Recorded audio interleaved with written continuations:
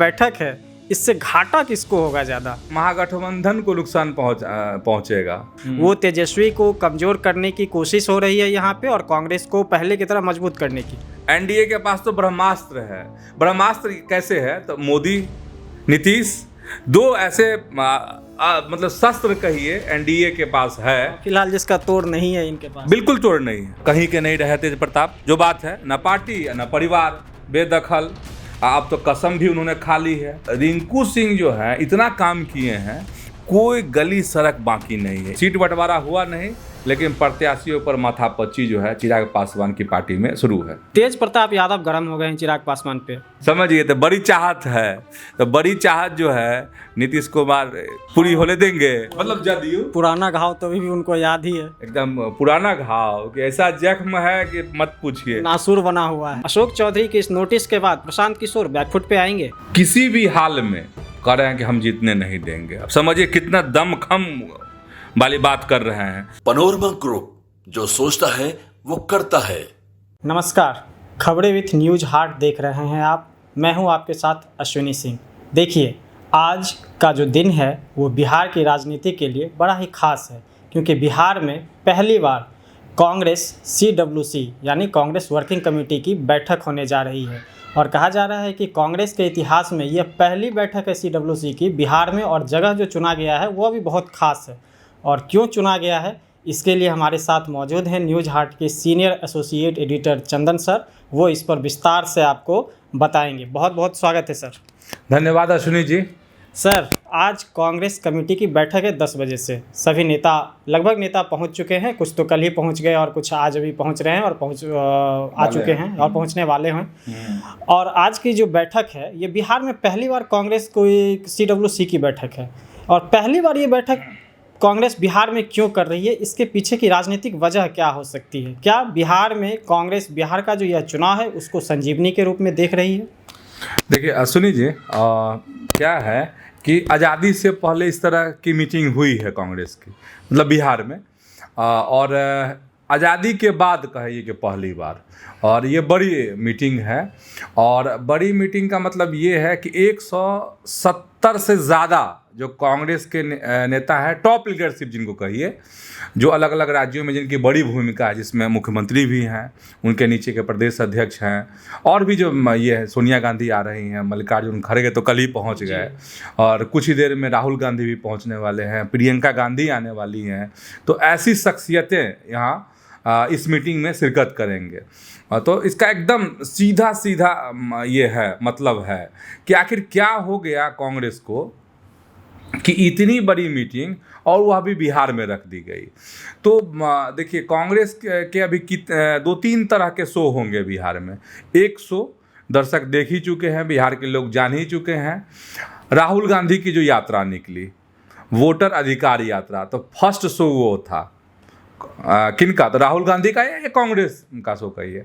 अब जो कुछ ही देर के बाद, कुछ ही घंटों के बाद यह मीटिंग शुरू हो रही है पटना में, सदाकत आश्रम में यह मीटिंग शुरू हो रही है। तो उसमें क्या है आपको कि ये दूसरा शो इसको मान लीजिए, और पहला शो भव्य था, तो इसको और बड़ा भव्य बनाने की कोशिश कांग्रेस के द्वारा है। मतलब आप ये समझिए अश्विनी जी कि इस और तीसरा शो कुछ दिन बाद होगा, और वो तीसरा शो कहा जा रहा है कि वो 26 तारीख से शुरू होगा, जिसकी शुरुआत प्रियंका गांधी मोतिहारी से करने वाली हैं। हर घर अधिकार यात्रा जो शुरू होने वाला है, कांग्रेस की जो यात्रा शुरू होने वाली है, प्रियंका गांधी उस पर मतलब आपको मोतिहारी में एक कार्यक्रम को भी संबोधित करेंगे।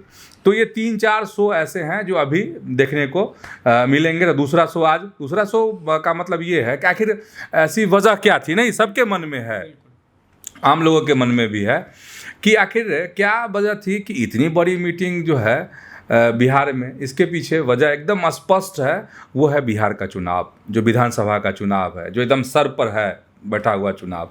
सामने कुछ ही महीने बाद चुनाव होने वाले हैं। तो अब इससे एक आप कहिए कि एक बड़ा मैसेज और ऐसे कार्यकर्ताओं को उत्साहित करने की कोशिश जो सुषुप्त अवस्था में है।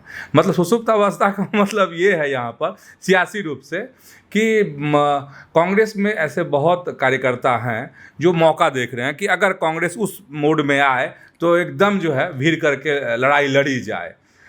तो ऐसे कार्यकर्ताओं को एक्टिव करने की कोशिश और वोटर बहुत सारे ऐसे वोटर हैं जो मजबूरी में आपको समझिए दूसरे गठबंधन को वोट करते हैं। मतलब उनको लगता है कि कोई ऑप्शन नहीं है, क्योंकि कांग्रेस सब यहाँ उबर नहीं पाएगी। हाँ, तो उबर नहीं पाएगी ऐसा लगता है। तो ऐसे लोगों को जगाने की कोशिश इन शो के माध्यम से, हम शो नाम दे रहे हैं इसको, ठीक है। तो ये दूसरा शो है, इसके पीछे सिर्फ है सियासत है। और अगर आप कहिएगा शो की बात या सियासी बात कहेंगे तो ये तो हो गई कि भाई कार्यकर्ताओं को उत्साहित करना है, अपने वोटरों को जगाना है। और आपको तीसरा फैक्टर इसका ये है, जिसका फैक्टर आप समझिए कि दिख भी रहा है, वो है कि इतना बार करना है आरजेडी पर। मतलब दोस्त है ना, दोस्त बन के भी दुश्मनी निभाई जा सकती है। बिल्कुल, इस पे हम आने वाले थे। हाँ। कि हमारा ये सवाल भी था सर कि आखिर ये जो बैठक है इससे घाटा किसको होगा ज़्यादा, एनडीए को या उनके गठबंधन में जो आरजेडी है उसी को? इससे तो ये तो लगता है कि चूंकि एनडीए तो उनके अपोजिट में है तो वो ऑब्वियसली उनके खिलाफ लड़ेंगे। तो कहीं ना कहीं ये बैठक करके और इस तरह की यात्राएं या जो कांग्रेस का शो कह लीजिए या मेगा शो कह लीजिए जो है वो तेजस्वी को कमज़ोर करने की कोशिश हो रही है यहाँ पे, और कांग्रेस को पहले की तरह मजबूत करने की। बिल्कुल, देखिए ये महागठबंधन को नुकसान पहुँचेगा। और खास करके समझिए महागठबंधन का मतलब क्या, तेजस्वी को नुकसान, आरजेडी को नुकसान। कांग्रेस यहाँ जितना बड़ा शो करेगी उस सब का नुकसान एनडीए को क्या है। एनडीए तो वैसे भी प्रतिद्वंदी है, तो एनडीए तो तैयार है। एनडीए के पास तो ब्रह्मास्त्र है। ब्रह्मास्त्र कैसे है, तो मोदी, नीतीश, दो ऐसे मतलब शस्त्र कहिए एनडीए के पास है फिलहाल, जिसका तोड़ नहीं है इनके पास। बिल्कुल तोड़ नहीं है, बिल्कुल तोड़ नहीं है। तो ये चुनौती जो कांग्रेस के जितने भी कार्यक्रम हो रहे हैं या आगे होने वाले हैं, वो चुनौती तेजस्वी के लिए है, एनडीए के लिए बिल्कुल चुनौती नहीं है। एनडीए को जैसे निपटना है, एनडीए के लोग अपनी तैयारी कर रहे हैं अपने अपने तरीके से। अब ये नुकसान क्या है, क्यों ऐसा कर रहे हैं? तेजस्वी को मनोवैज्ञानिक रूप से एक दबाव बनाने के लिए। ये पूरी की पूरी जो राजनीति है वो सीटों की राजनीति है। कांग्रेस जो है वो चाहती है कि हम मैक्सिमम सीट हासिल करें, और अब मैक्सिमम से ज़्यादा इस बात पर जोर है कि हम ऐसी सीट लें जो जीतें।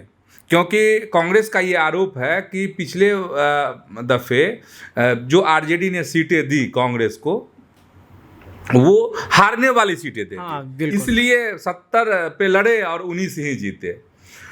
इस बार ये है कांग्रेस की कोशिश कि हम वही सीट लड़े जहाँ से जीते, मतलब अपना स्ट्राइक रेट जो है जीत का, उसको कांग्रेस बढ़ाना चाहती है। तो ये आपसी लड़ाई है, कहाँ, तो महागठबंधन की लड़ाई है। और इसका परिणाम क्या होगा, इसके लिए थोड़ा इंतजार करना पड़ेगा। अब कहिएगा तो अर्धमूर्छित की अवस्था में है तेजस्वी यादव जी। बिल्कुल, आप देख लीजिए, हम लोग शुरू दिन से कह रहे हैं। फर्स्ट न्यूज हार्ट ने कहना शुरू किया था कि चूक गए तेजस्वी। हाँ। न्यूज हार्ट की तरफ से ही यह हुआ था कि चूक गए तेजस्वी, और तेजस्वी वाकई में चूक गए हैं। उनके जो रणनीतिकार हैं उनका माथा पीट रहे हैं, कोई छाती पीट रहा है कि जैसे ही तेजस्वी राहुल गांधी के फर्स्ट शो, मतलब उनकी जो यात्रा थी, वोटर अधिकार यात्रा में शामिल हुए, और आपको जीप पर खड़ा होने की बजाय वो जो है राहुल गांधी की जो जीप है, जो गाड़ी थी उनकी, उसको हाँकने लगे थे, चलाने लगे थे। तेजस्वी वहीं चूक गए थे। और उस चूकने का परिणाम आप समझिए गंभीर परिणाम है।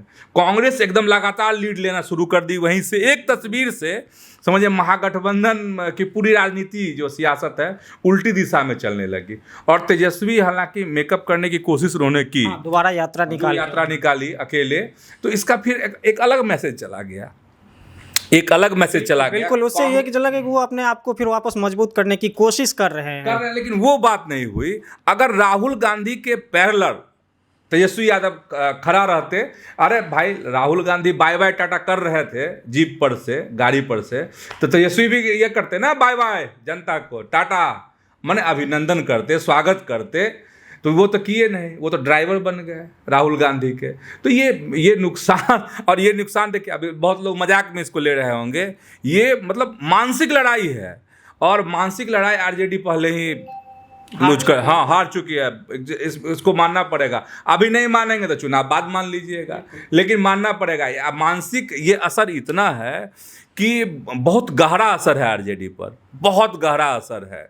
अब भी आपको देखिए, जिस गति से, जिस वेलोसिटी से तेजस्वी यादव पिछले दिनों वार किया करते थे, चाहे वो विपक्ष को हो या किसी और को भी हो, वो वेलोसिटी नहीं है यात्रा में, वो चीज़ मुझे नहीं दिखी है। बिल्कुल, क्योंकि अब वो आक्रामकता नहीं दिख रही है उनके अंदर। जैसा लगता है कि जब वो कहीं ना कहीं बैकफुट पे आ गए हैं, और इसका जो जिम्मेदार है वो हर तरफ से उनके रणनीतिकार को बताया जा रहा है, और इस रणनीतिकार जो उनके रणनीतिकार रहे हैं उसमें, और जिसे तेज प्रताप यादव जो पार्टी से बेदखल हो चुके हैं, वो जयचंद के नाम से भी जानते हैं, और इनके रणनीतिकार का असर उनके परिवार पर भी देखने को मिल रहा है। कुछ दिन पहले आपने देखा होगा, रोहिणी आचार्य परिवार से नाराज़ हो गई, उसके पीछे का वजह उन्होंने बताया, और उस रणनीतिकार और तथाकथित जो जयचंद कहते हैं तेज प्रताप यादव, उसको, और इसी को लेकर जदयू ने एक मौका तलाशा और कल एक वीडियो डाला है 1 मिनट का। उस वीडियो के बारे में थोड़ा दर्शकों को बताएंगे सर। एआई का दौर है, और एआई का वार जो है, आपको महागठबंधन की तरफ से भी आरजेडी भी एक्टिव है एआई वार में, ठीक है। तरह तरह के वीडियो जारी हो रहे थे ना पिछले दिन, इन दिनों कम हो रहा है, इन दिनों नहीं आ रहा है आरजेडी की तरफ से। लगता है यात्रा का असर है क्या? यात्रा मतलब कहना कि बहुत मनोवैज्ञानिक असर है इसका। और जनता दल यूनाइटेड मतलब जदयू ने जो ये किया है, एआई वीडियो डाला है, उसमें लिखा गया है, उसके फेसबुक पोस्ट में, जदयू का जो ऑफिशियल पेज है उसमें लिखा गया है, जब अपने घर में वोट ऑफ नो कॉन्फिडेंस झेल रहे हैं तेजस्वी, तो बिहार की 13 करोड़ जनता का भरोसा कैसे जीतेंगे। और सामाजिक न्याय के नाम पर जनता से वादा करने वाली पार्टी आज अपने ही घर में न्याय नहीं दिला पा रही है, ना सामाजिक ना पारिवारिक। देखिए, एकदम तीखा वार इस एआई वीडियो के माध्यम से, और जो उसको लेकर टेक्स्ट लिखे गए हैं वो तीखा वार है। तीखा वार इसलिए कह रहे हैं कि ना सामाजिक और ना पारिवारिक, ना सामाजिक और पारिवारिक में आप ऐश्वर्या राय, बिल्कुल तेज प्रताप के साथ जो ये चल रहा है, नहीं, तलाक का मामला है, कोर्ट का मामला है, इसलिए हम लोग भी बहुत इस पे नहीं कहेंगे। कोर्ट में जा है तो उसके बाद जो निर्णय आएगा वो देखा जाएगा। ये हो गया। फिर उसके बाद अनुष्का यादव वाला मामला, तेज प्रताप का, इसके कारण उनको घर और पार्टी दोनों से बेदखल होना पड़ा। मतलब कहीं के नहीं रहे तेज प्रताप। जो बात है, ना पार्टी ना परिवार, बेदखल। अब तो कसम भी उन्होंने खा ली है, एकदम गीता और कृष्ण की कसम उन्होंने खाई है कि अब आरजेडी में कभी वापस नहीं होंगे। और हमको लगता है कि वो कृष्ण भक्त हैं, और जब इस तरह की कसम उन्होंने खा ली है तो उनका संकल्प आप समझ सकते हैं कि कितना मजबूत संकल्प है। संकल्प मजबूत है तेज प्रताप का, लेकिन असर किसको पड़ेगा? तेजस्वी को, राजद को, आरजेडी पर पड़ेगा, ठीक। और तो आप समझिए कि ना सामाजिक न्याय ना पारिवारिक। तो परिवार तो अभी उलझा हुआ है। बिटिया लालू प्रसाद की, आपको रोहिणी आचार्य किडनी दान दी थी, नहीं, किडनी दे दी थी अपने पिताजी को। पूरी दुनिया में सुनी जी कितनी वाहवाही, कितनी तारीफ रोहिणी आचार्य की हो रही थी। और रोहिणी आचार्य कैसे सोशल मीडिया से या अपने बयानों के माध्यम से कैसे तेजस्वी को प्रोटेक्ट करती थी, आरजेडी को प्रोटेक्ट करती थी, महागठबंधन को प्रोटेक्ट करती थी। और उस रोहिणी आचार्य को आखिरकार बिहार मतलब चुनाव है, हमको लगता है वो पूरे चुनाव सोच करके सिंगापुर आई होंगी, पटना। और वो देखिए, वो सब कुछ जो है, इसको अनफॉलो, उसको फॉलो, सब दिस दैट करके वहाँ से निकल गए। अब कहा तो यही जा रहा है ना कि भाई पारिवारिक लड़ाई है उनकी, और तेजस्वी यादव से अनबन हो गई है। वजह संजय यादव, रणनीतिकार, हाँ, जो जयचंद जिसको तेज प्रताप कहते आ रहे हैं, जिसको तेज प्रताप जयचंद कहते हैं। हम लोग नहीं कह रहे भाई, न्यूज हाट नहीं कह रहा है, उनके परिवार की जो लड़ाई है वो समझे उसको। तो जदयू ने इसी को लेके एक वीडियो डाला है, और मतलब ये समझिए, ये वीडियो देखिए क्या है, तंज है, समझे, तंज है।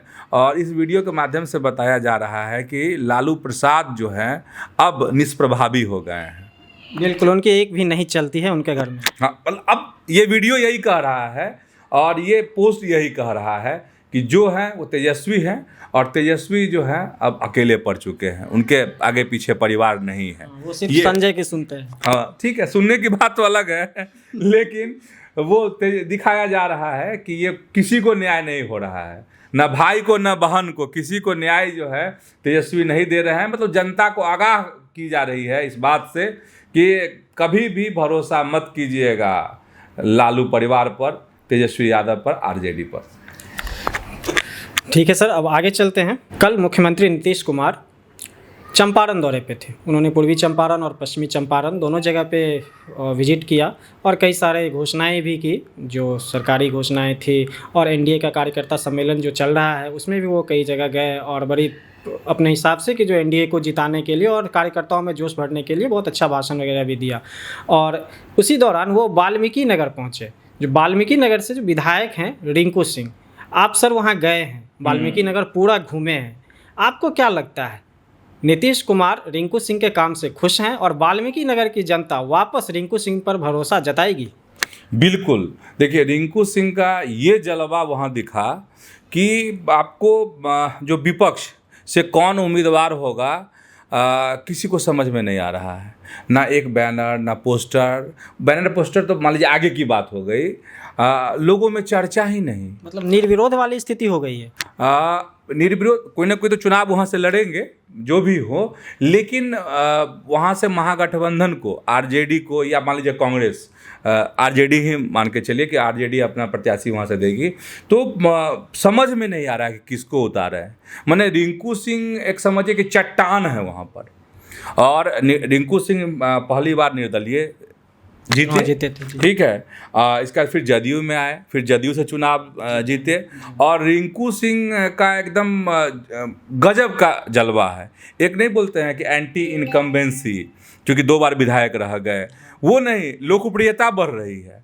हम जिस गांव में भी गए, जिस क्षेत्र में भी गए, महिलाओं से हम लोगों ने बात की, तो एकदम रिंकू भैया एक पता नहीं, हम लोगों से बात कर रहे थे, मतलब ऑन कैमरा भी और ऑफ कैमरा भी, तो लोग कह रहे थे कि भाई हमको क्या चाहिए, हमको यही चाहिए ना कि जब हमको ज़रूरत पड़े तो हमारा विधायक, हमारा जो नायक हो वो सामने खड़ा हो। हमारे मतलब मुश्किलों की जब घड़ी आती है तो ऐसे जो लीडर हैं वो खड़े रहने चाहिए। तो हमारे विधायक जी खड़े रहते हैं, और उनका कहना है कि एकदम सामान्य तरीके से, सबसे जानते हैं राजनीति में आम लोगों को क्या चुभता है, लाव लश्कर। बिल्कुल, आप लाव लश्कर के साथ हैं, ये जनता में चुभता है। हाँ, कि जो वोट दे के जिताए हम और ऐश कर रहे हैं ये। हाँ, मतलब लाव लश्कर का मतलब गया था, अरे भाई गाड़ी का काफिला है एकदम 10 गाड़ी, नहीं इधर आर्म्स, इधर वो, इधर बॉडीगार्ड, ये। तो रिंकू सिंह ऐसी शख्सियत जो एकदम आपको लगेगा ही नहीं कि ये विधायक है यहाँ के, बिल्कुल आम पब्लिक की तरह, एकदम आम पब्लिक की तरह आपको जाएंगे, आपके दरवाजे पर पहुंच जाएंगे, तब भी पता नहीं चलेगा कि विधायक है, और 2-2 बार के जीते हुए विधायक हैं। इसके अलावा हम एक जगह बात कर रहे थे, आपको एकदम यूपी, वहाँ से 1.5 किलोमीटर मात्र यूपी, मतलब बॉर्डर कह लीजिए, 1.5 किलोमीटर पहले हम थे। आखिरी गांव था वो बिहार का, इसके बाद यूपी शुरू हुआ था, बीच में खेत खलिहान था। तो वहाँ लोग बताए कि रिंकू सिंह जो है इतना काम किए हैं, कोई गली सड़क बाकी नहीं है, एक आध अपवाद छोड़ करके, और कोई गली सड़क आपको बाकी नहीं है। अगर ये है कि अच्छा विधायक बनते हैं रिंकू सिंह, तो फिर अब काम क्या करेंगे 5 साल? कुछ तो बचा ही नहीं है। एक आध गली सड़क कहीं बचा हो तो बचा हो, तो 5 साल करेंगे क्या? देखिए, बहुत कम बार ऐसा होता है कि जो काम ढूंढना पड़ता है, जो काम था उन्होंने वो सब कर दिया। और इससे एक और सीख मिलती है बाकी विधायकों के लिए, ये एक सीख है कि जो देखिए भाई, जहाँ तेजस्वी यादव एक बार दम भरते थे कि हमारे पास तो इतने कार्यकर्ता हैं और इतने प्रत्याशी हैं कि जो हर एक सीट से 5-5, 10-10 उम्मीदवार हैं, लेकिन वो वाल्मीकि नगर की स्थिति ऐसी है कि जो रिंकू सिंह के सामने उनके पास कोई एक सुयोग्य उम्मीदवार भी नहीं है। बिल्कुल नहीं है। और रिंकू सिंह, जो हम सब बात आपको बता ही दिए, उसमें आगे की बात यही है कि आप ये समझ लीजिए कि रिंकू सिंह, हमको लगता है कि एक रिकॉर्ड बनाएंगे इस बार। एक तो हैट्रिक, चुनाव जीतते हैं तो हैट्रिक, 3 बार लगातार जीत, तो वो रिकॉर्ड होगा, वोटों का भी रिकॉर्ड बनेगा। अच्छा, वोटों का भी रिकॉर्ड बना। हाँ, वोटों का जरूर रिकॉर्ड बनेगा कि भाई जदयू से सबसे ज़्यादा वोट से जीतने वाले, या फिर देखिए क्या क्या होता है। लेकिन हमको लगता है कि एक अच्छा रिकॉर्ड रिंकू सिंह बनाएंगे इस बार फिर से। ठीक है, अब अगली खबर की ओर बढ़ते हैं sir. Chirag Paswan pressure politics के लिए इन दिनों काफ़ी जाने जा रहे हैं। जहाँ भी जाते हैं तरह तरह का बयानबाजी उनकी होती रहती है या उनके कार्यकर्ताओं के द्वारा होती है, और फिर बाद में वो सफाई देते हैं। कल एक बैठक की उन्होंने, उस बैठक में खबर ये निकल के आ रही है कि जो वो कैंडिडेट का सिलेक्शन कर रहे थे कि कौन कहाँ से लड़ेगा, क्या लगता है सब कुछ सेट हो गया अंदर? सुनिए जी, ये जो मीटिंग थी वो प्रदेश संसदीय बोर्ड की मीटिंग थी, जिसको लीड कर रहे थे पार्टी के जो बिहार के अध्यक्ष हैं, प्रदेश अध्यक्ष हैं राजू तिवारी के नेतृत्व में, और जो संसदीय बोर्ड के अध्यक्ष हैं हुलास पांडे। तो इसमें उन्होंने जो महत्वपूर्ण सीटों पर उम्मीदवारों का चयन कैसे हो इसको लेकर चर्चा की, और साथ ही आखिर चयन का तरीका क्या होना चाहिए। तो कार्यकर्ता कब से हैं, क्या हैं, जो पुराने कार्यकर्ता हैं उनको महत्व दिया जाए, ये एक पहलू। दूसरा था कि विधानसभा मतलब 2020 में क्या परफॉर्मेंस था उस सीट पर उनके प्रत्याशी का, लोकसभा चुनाव में क्या कैसे वोटिंग का क्या ट्रेंड रहा, इन सब चीज़ों पर मंथन कि क्या हो कैसे हो। चलिए, सब पार्टी है, सब अपने तरीके से चर्चा करती है, मंथन करती है, लेकिन सवाल इसको लेकर नहीं है। और असली जो सवाल उठाया वो ये है कि अभी सीटों का बंटवारा नहीं हुआ है, लेकिन ये पार्टी में अपना जो चिराग पासवान की पार्टी है, लोक जनशक्ति पार्टी रामविलास, वो अब ये तय करने में लगी हुई है कि आखिर प्रत्याशी कौन हो। तो बहुत आगे की सोच रहे हैं। और इस मीटिंग में यह फैसला लिया गया कि अब जो है केंद्रीय जो संसदीय बोर्ड है उसको अधिकृत कर दिया गया कि वो प्रत्याशी का चयन करेगा, और ये लोग अपना मंथन करके एक रिपोर्ट जो है आगे ये अपना बढ़ा देंगे। तो कल की मीटिंग में यही था, सवाल यही है, और माथे पे बल इसी बात का है कि सीट बंटवारा हुआ नहीं, लेकिन प्रत्याशियों पर माथापच्ची जो है चिराग पासवान की पार्टी में शुरू है। हाँ, जैसे कि कहते हैं ना कि जो बच्चा जन्म लेने से पहले ही खिलौना और कपड़ा खरीदने वाली स्थिति अभी है चिराग पासवान की पार्टी में।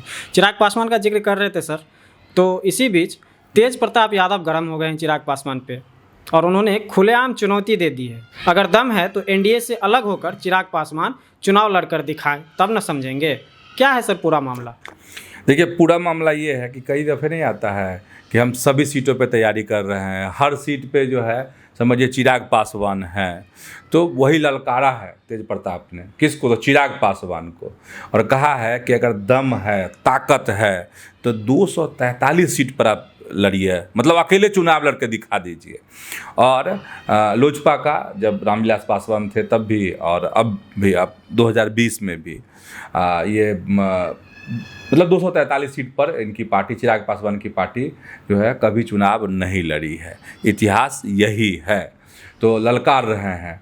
और हम सबसे मतलब दिलचस्प बात ये है सुनील जी कि आखिर तेज प्रताप क्यों गर्म हो गए, तेज प्रताप क्यों इस लड़ाई में कूद गए? बिल्कुल बिल्कुल, ये बड़ा महत्वपूर्ण सवाल है सर।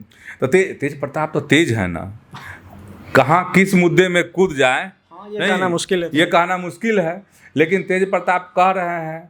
तो अब जरूर जो है चिराग पासवान से भी सवाल होगा, तेज प्रताप जो आपको चुनौती दी उसको आप स्वीकार करते हैं कि नहीं? ये बड़ा सवाल है। पत्रकार तो सवाल करेंगे कि तेज प्रताप की चुनौती को स्वीकार करेंगे कि नहीं चिराग पासवान। तो हम लोग भी इंतजार करेंगे कि तेज प्रताप की चुनौती का आखिर चिराग पासवान जवाब क्या देते हैं। बहुत दिलचस्प है कि तेज प्रताप आखिर इसमें क्यों कूद गए हैं। सबका माथा जो है घुमा हुआ है कि तेज प्रताप इसमें क्यों कूद गए हैं। आप समझिए कि तेज प्रताप की जो चुनौती है वो हमको लगता है ये भी बड़ा दिमाग से सोच के तेज प्रताप उठाए हैं सवाल। बिल्कुल ठीक है कि थोड़ा भोथरा कर दिया जाए चिराग पासवान को। हाँ, बड़ी बोल रहे थे। लेकिन एक चीज़ है, चिराग पासवान का जो वोट है अपना 5, 5.5, कोई कहता है 6, जो भी है वो वोट जो है चिराग पासवान के प्रति दीवानगी है। हाँ, लेकिन फिर 5.5, 6, फिर 7 नहीं। अच्छा, ठीक है, वो वोट है, ठीक है। और इसीलिए चिराग पासवान जो है सुनिए जी, एक बड़ी सच्चाई है, कड़वी बात है कि चिराग पासवान ठीक है स्ट्राइक रेट लोकसभा चुनाव में उनका 100%, और चिराग पासवान की कोशिश भी, उनकी पार्टी की कोशिश भी है कि वो 30 सीट की उनकी चाहत है कि 30 सीट हमको मिल जाए। इधर से कहा जा रहा है 20 लो, नहीं तो देखिए अपना कि क्या हो सकता है आपका। तो चिराग पासवान पिछले दिनों एक बयान दिया, 1-2 दिनों पहले, कि ठीक है सीट में 1-2 ऊपर नीचे हम मेरे लिए मायने नहीं रखता है, ये कह रहे हैं वो। लेकिन अब चिराग पासवान का ये है कि कोशिश उनकी ये है कि हमको ऐसी सीटें मिले, कांग्रेस वाली चाहत है, जैसे महागठबंधन में कांग्रेस चाहती है ना कि हमको वैसी सीट मिले कि सब पर हम जीत का पताका गाड़ दें। तो वही चिराग पासवान चाहते हैं कि जैसे लोकसभा चुनाव में हमारा 100% स्ट्राइक रेट रहा, वही हमारा रहे। वो एकदम चुनिंदा सीट चाहते हैं, एकदम धाकर आदमी को उतार दें, ठीक है, एकदम जीत लेकर के उड़ जाए, सीधे सब क्षेत्र से कूद के जाएगा विधानसभा में, समझिए। तो बड़ी चाहत है, तो बड़ी चाहत जो है नीतीश कुमार पूरी होने देंगे। मतलब जदयू पुराना घाव तो अभी भी उनको याद ही है, एकदम पुराना घाव कि ऐसा जख्म है कि मत पूछिए, नासूर बना हुआ है। नासूर बना हुआ है। तो चिराग पासवान की ये चाहत, और इधर तेज प्रताप की चुनौती, माथा चकराने वाली चुनौती है। चलिए अब देखते हैं कि जो चिराग पासवान क्या जवाब देते हैं तेज प्रताप यादव की चुनौती का। आगे बढ़ते हैं सर। कल अशोक चौधरी ने प्रशांत किशोर को 100 करोड़ रुपए की मानहानि की नोटिस भेज दी है, और बड़ी ये चर्चा थी कि जो अशोक चौधरी पर बार बार, और भाजपा या एनडीए के नेताओं पर प्रशांत किशोर बार बार हमलावर हो रहे हैं, और ये लोग जो है सो वो उसको काउंटर नहीं कर पा रहे हैं। तो कल क्या लगता है, अशोक चौधरी ने ये दबाव में आके ये नोटिस भेजा है, और अशोक चौधरी के इस नोटिस के बाद प्रशांत किशोर बैकफुट पे आएंगे? देखिए, प्रशांत किशोर की अगर राजनीति देखिएगा तो एक तीखी राजनीति है, ठीक है, और वो कहते हैं यही मेरा अपना तरीका है। लेकिन प्रशांत किशोर का जो तरीका है वो हर आदमी को सूट नहीं कर रहा है। जिस तरीके से वह तुम तराक की भाषा या ये सवाल करते हैं, आरोप सही है, आरोप अगर प्रशांत किशोर ने अशोक चौधरी पे लगाया है तो अशोक चौधरी को उसकी सफाई भी देनी चाहिए, ठीक है। अगर बात झूठा है, आरोप गलत है, तो अशोक चौधरी को कोर्ट तक जाना भी चाहिए। उसकी प्रक्रिया में कह सकते हैं, पहले नोटिस उन्होंने भेजा है 100 करोड़, और 100 करोड़ का नोटिस है, 200 करोड़ का तो आरोप भी है ना कि 200 करोड़ का ज़मीन ये किए, वो किए, इसको खरीदिए, समधन को दे दिए, उसको दे दिए, बाप बहुत झमेला है जी भाई। तो उसको सुनिएगा तो दिमाग खराब हो जाता है। वो उसको दिया, उसको ट्रस्ट में किया, उसको ये क्या बात। तो अब इतना में मत जाइए, आरोप है, गड़बड़ी का आरोप है कि इधर से उधर हेरा फेरी का आरोप है कि अशोक चौधरी ने किया। तो 200 करोड़ का आरोप, 100 करोड़ का मानहानि का नोटिस। लेकिन ये नोटिस से काम नहीं चलेगा। अशोक चौधरी को वाकई में नीरज कुमार ने भी कहा है, तो नीरज कुमार कहेंगे तो नीरज कुमार का सियासी ये हो सकता है, कारण हो सकता है कि हवाई मुकामा से उनको चुनाव लड़ना है, नहीं लड़ना है, क्या करना है। वो अनंत सिंह के घर गया, अनंत सिंह उनके साथ हैं, वो उसको सपोर्ट कर रहा है, ठीक है, दलीय लड़ाई है आपसी। लेकिन सवाल जो है, अगर प्रशांत किशोर उठा रहे हैं, आरोप लगा रहे हैं, तो जवाब जो देना पड़ेगा अशोक चौधरी को। हमको लगता है कि अशोक चौधरी जरूर जवाब देंगे, ऐसा मुझे लगता है, ठीक है। और ये बात हो गई। अब अशोक चौधरी ने जो मानहानि का नोटिस भेजा, तो नोटिस देने से काम नहीं चलेगा। अशोक चौधरी को करना ये चाहिए कि एक तो सार्वजनिक रूप से जवाब देना चाहिए। हम कल भी बोले हैं कि जितने भी नेताओं पर प्रशांत किशोर ने आरोप लगाए हैं, सारे नेताओं को एक टेबल पे बैठना चाहिए, चाहे वो सम्राट चौधरी हो, अशोक चौधरी हो, या फिर दिलीप जायसवाल हो, या फिर मंगल पांडे, सब एक टेबल पे बैठे। एनडीए के नेता है ना, सारे एक टेबल पे बैठे और एक एक का सिलसिलेवार जवाब दें, ठीक है। और सिर्फ ये अशोक चौधरी के लिए नहीं है। और अशोक चौधरी को तो प्रश्न, अशोक चौधरी पर तो पता नहीं लगता है, बहुत फायर बहुत तगड़ा आरोप लगा रहे हैं।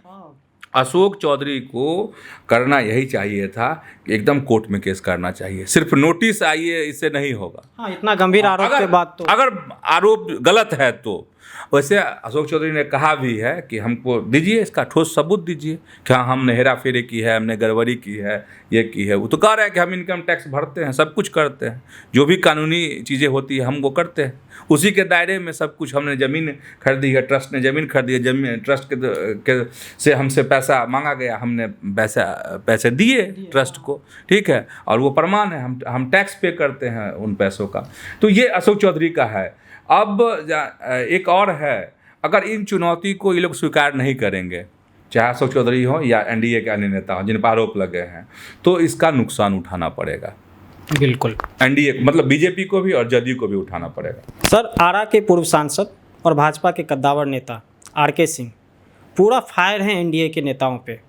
सम्राट चौधरी को लेकर तो उन्होंने ये भी कह दिया कि सम्राट चौधरी को इस्तीफ़ा दे देना चाहिए अगर वो प्रशांत किशोर के सवालों का जवाब नहीं दे पा रहे हैं, यानी उनके आरोपों का जवाब नहीं दे पा रहे हैं तो। और साथ ही उन्होंने ये भी कहा है कि भाजपा और जदयू के 5 ऐसे नेता हैं जिनको अगर टिकट मिलती है तो वह उनके विरोध में प्रचार करेंगे।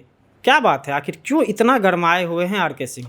तो भाई जख्म जो है आरके सिंह को ऐसा इन लोगों ने दिया है, तो स्पष्ट कह रहे हैं कि हम तो बोल दिए जेपी नड्डा को भी और संजय झा को भी बता दिए हैं कि देखिए आपका राधाचरण शाह, भगवान सिंह कुशवाहा ने जो सियासी साजिश की हराने की, वो आपको इसके बाद इधर बीजेपी से 3 नाम, मीना सिंह, राघवेंद्र सिंह, अमरेंद्र प्रताप सिंह, मतलब ऐसे बड़े नाम, हाँ सब दिग्गज लोग हैं। इन लोगों पर आरोप की, यही लोग जो है घूम घूम कर हमको हराया, साजिश किया। ये बोले कि अगर हम तो हार गए लोकसभा का चुनाव, लेकिन अगर इन लोगों को पार्टियों के द्वारा, दोनों पार्टियों के द्वारा अगर टिकट मिलता है तो इन लोगों के खिलाफ ये लोग जहाँ से लड़ेगा हम वहाँ घूमेंगे। और उन्होंने कहा कि हमने इसकी शिकायत जो है कर दी है दोनों जगह पे, बीजेपी में भी और जदयू में भी, और किसी भी हाल में कह रहे हैं कि हम जीतने नहीं देंगे। अब समझिए कितना दमखम वाली बात कर रहे हैं। तो देखिए गहरा जख्म था ना शाहबाद की जो लड़ाई लोकसभा चुनाव में, और किस तरीके से हारे, आप समझ रहे हैं। यही भाजपा और उनके लिए सेटबैक था ये, बिल्कुल भाजपा के लिए भी। लेकिन एक चीज़ बात है कि अगर इस तरह की शिकायत मतलब जदयू में भी हुई या जेपी नड्डा के पास भी हुई, तो इस बात की जांच होनी चाहिए थी। अगर और जांच होती और कार्रवाई होती तब इस तरह के खेल नहीं होते। बिल्कुल, तुरंत चुनाव है तो पता नहीं क्यों दोनों पार्टियों ने जांच नहीं करवाई, ये आपको आश्चर्यजनक लगता ये है। शिकायत उपेंद्र कुशवाहा की भी रही है, वो जगह जगह बोलते भी रहे हैं इस चीज़ को लेके, लेकिन फिर भी शीर्ष नेतृत्व जो है एनडीए के, वो इस पर अभी तक कार्रवाई नहीं की है। तो अब पता नहीं अब क्या उनका सोच है। सुनिए जी, कार्रवाई हो चाहे नहीं हो, आरके सिंह जो है बगावती मूड में है, एकदम तेवर उनका कड़ा है और वो इस बात से पीछे नहीं हटेंगे। और उन्होंने कहा है कि सुन रहे हैं कि चर्चा है कि ये लोग विधानसभा चुनाव लड़ेंगे, चुन कर जो है बदला लेंगे। वो ऐसा लग रहा है सब सीट पर बोले कि जहाँ जहाँ जिसको मिलेगा वहीं जाके कोट्टा ठोक देंगे। और लेकिन एक चीज़ और कहा है उन्होंने कि हम विधानसभा चुनाव नहीं लड़ेंगे। हाँ, ये चर्चा थी, लेकिन इस चीज़ को उन्होंने नकारा। लेकिन अभी भी तेवर उनका जो है वो बिल्कुल स्पष्ट है कि अगर इन 5 पर एनडीए एक्शन नहीं लेती है, अगर वो चुनाव मैदान में उतारती है, तो वो उनके खिलाफ जाएंगे। तब इसका क्या परिणाम होगा वो तो आगे हम देखेंगे। फिलहाल आज के लिए बस इतना ही। एक चीज़ और, आज की जो भी गतिविधि रहेगी वर्किंग कमेटी को लेकर, वर्किंग कमेटी के जो भी रिपोर्ट हैं वो ग्राउंड जीरो से आपको देखने को मिलेंगे न्यूज़ हाट पे। आप नज़र बनाए रखिए। तब तक के लिए धन्यवाद।